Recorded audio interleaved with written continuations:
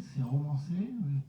Attends, moi je veux dire quelque chose quand même sur la réussite, pour complémenter ce que Raphaël dit. C'est vrai que la réussite, il y a quand même un moteur intérieur. Mais ce que le film il raconte aussi, c'est que la réussite, elle est collective. C'est que Jérémy sans Bouna, ils ne l'auraient pas fait, sans leur femme, ils ne l'auraient pas fait. Donc bien sûr que le moteur, il est personnel à chaque fois, mais il y a quand même un environnement et des gens aussi, et c'est aussi des rencontres qui permettent aussi d'accomplir ce rêve. Donc, moi, pour compléter les paroles de mon frère que j'adore, c'est que évidemment que la réussite, ça vient de soi et avoir un objectif et y aller à fond. Mais je pense aussi qu'il faut s'entourer des bonnes personnes. Il faut avoir les bonnes personnes autour de soi qui permettent de pouvoir développer ce potentiel. Tu me dis si je me trompe, Jérémy. Non, mais c'est carrément ça. C'est vrai que si on a un entourage qui est positif, forcément ça nous aide. Et c'est vrai que c'est important d'avoir cet environnement-là qui nous pousse aussi, surtout dans les moments de doute.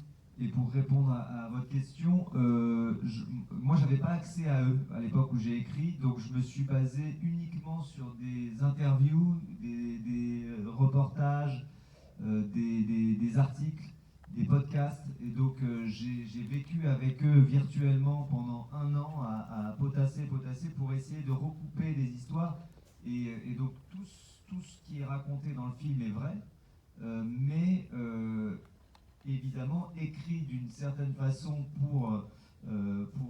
alors, par exemple, il y a des choses comme le redressement judiciaire. Je ne peux pas le raconter parce que ça ne marcherait pas dans le temps, mais il a duré 7 ans, hein, c'est ça? Ouais, 7 ans. Et donc, je peux pas m'étendre comme ça dans le temps. Donc, il y a des choses qui ont été compressées pour le bienfait de la narration.